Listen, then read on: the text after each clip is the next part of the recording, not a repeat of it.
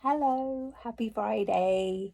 I have something a bit different for you this week, which is very in keeping with the vibe of this week so far. And I was just reminded of it in a conversation that I had with a friend of mine who's also a therapist. And we were talking about the importance of filling your cup and enjoyable activities and making time for playful stuff and fun stuff and the enjoyable stuff. So today's episode, can I call it an episode? Yes, it's an episode. Today's episode is about the importance of having fun or bringing a lightness or playfulness to life. I mean, there's lots of evidence from a therapy point of view, there's lots of evidence that shows that having fun, a sense of achievement, a sense of enjoyment are two of the crucial things in protecting mental health and well-being.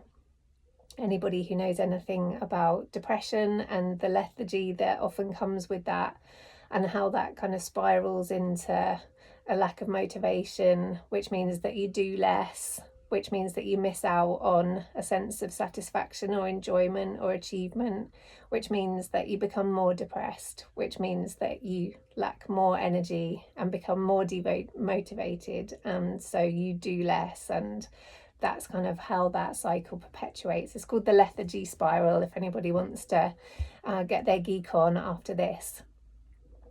So we know that when we build in enjoyable activities and activities that give us a sense of pleasure and a sense of achievement and a sense of satisfaction, we know that the benefits to our mental health and well-being are huge.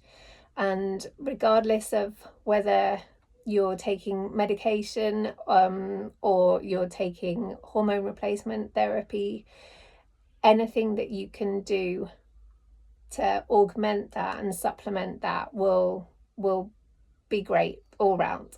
So without further ado, this week for me started at the Goodness Collective with Lizzie McCullen, who is an illustrator and just an all-round wonderful human being, and I wanted to share with you some of what we did there.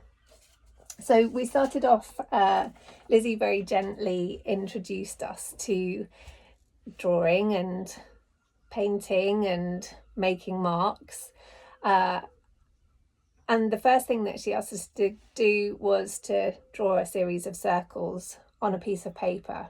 I thought, I can do that. And then gradually things got a little bit more advanced, and she asked us to draw a tree, a house, some clouds. Here is my first drawing. And it was really interesting because everybody's drawings were different. Yeah,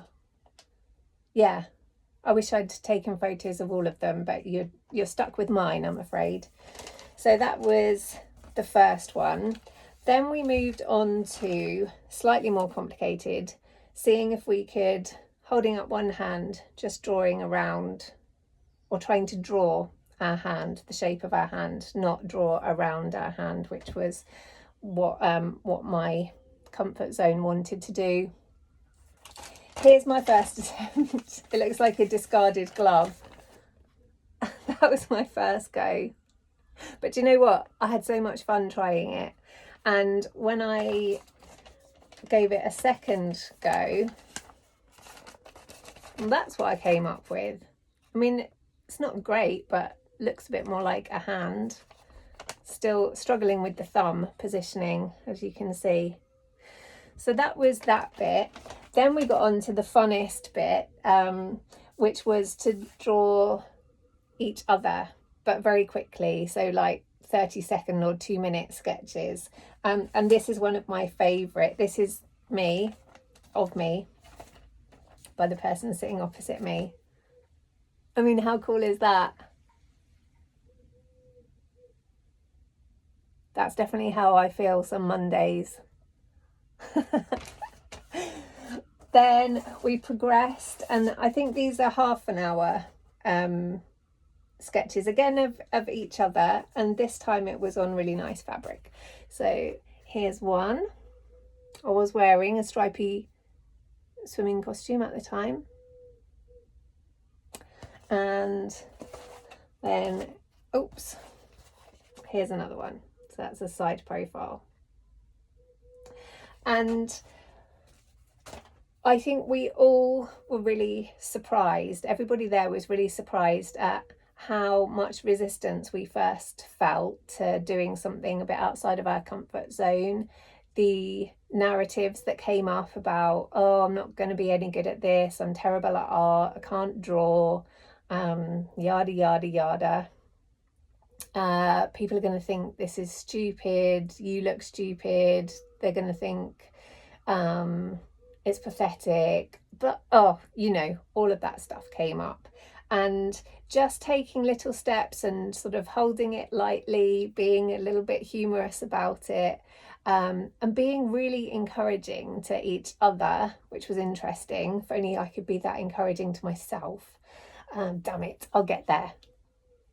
But just showing that encouragement to one another and enjoying the process rather than being fixed on an outcome, it was so important.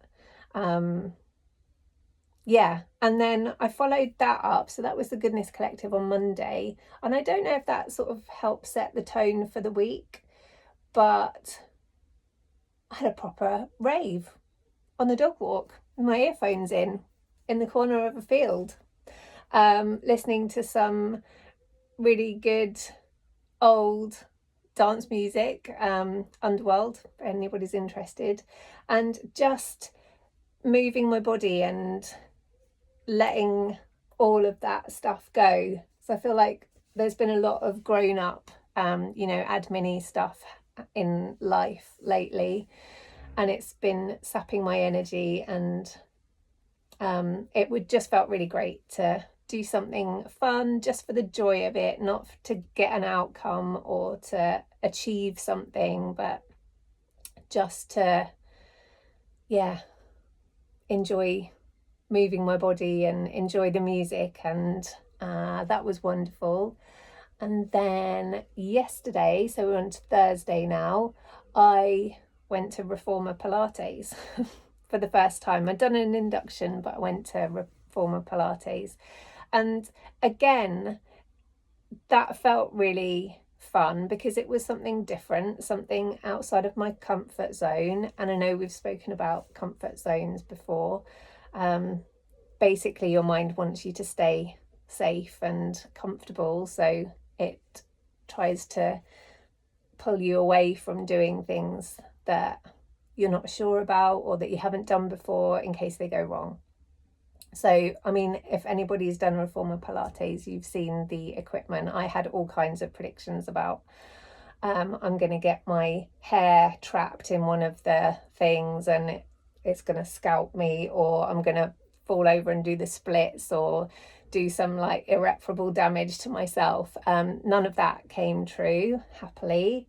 And it was just really nice to be in a class, moving my body, being around other people, and just focusing on what I was doing and how it felt, rather than being hooked by that narrative about what it looked like or what other people were doing or what I should be doing, how I should be doing more or better. So that's been my week. And then, as I said, just topped off with a really fun, warm conversation with my friend, Daniela. So I'm going to leave you with a couple of questions.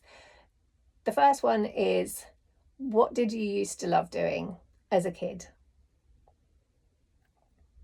And the second one is, how can you bring some playfulness or some fun or enjoyment to your weekend? That's it. End of episode. I hope you have a good weekend, everyone. I am thinking about taking a short break over the next couple of weeks from posting these weekly videos, because it's really important to me that I serve you as a community in the best way that I can. And I would like to get some ideas down. I would love to hear your ideas for things that you'd like covered as well. But I would like to get some ideas down and do a bit of a plan so that I can make sure that it's not just really bitty and sporadic, but that there's actually stuff that you can action. There's useful information in the videos, and that they're interesting too. So if you don't see me on here for a couple of weeks, that's why. But please do get in touch if you've got any questions or any topics or themes that you'd like covered. I'm so open to other people's ideas. It's much better than just being trapped in my own head. So yes. All right, that's it now. I'm really signing off. Have a good weekend, everyone. Bye.